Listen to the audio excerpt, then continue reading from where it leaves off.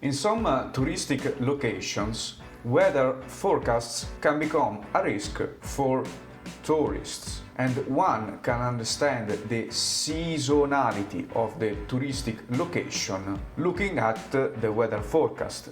That, because of the risks they imply, they can decrease the demand of tourists. In this video you will see a case somewhat linked to this topic. This person had a bloated Excel file that became difficult to read, and they wanted to read it in an easier way. The data is from a weather station that records one row every 15 minutes, so of course you understand why the Excel couldn't handle it anymore. They want to understand how many days per year the wind exceeds 50 miles per hour, something that as an European triggers me, and the average weekly wind speeds. And here they say the name of the variables to look at. Now, this kind of job can get done also by a database administrator, because it's basically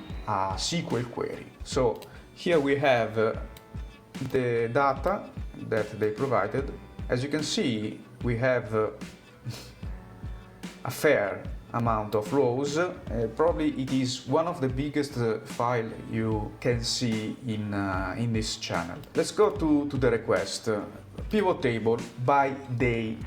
So we cut off a lot of rows, as you can see. Here is the average per day, and if you use prop speed as variable for the average, we get that 0 days surpassed the limit of 50 miles per hour. I used this query as I anticipated.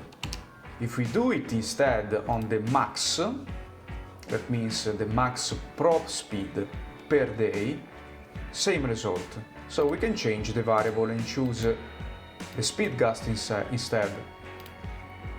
Go here to modify. Just this variable matches the gust. Again, average, and then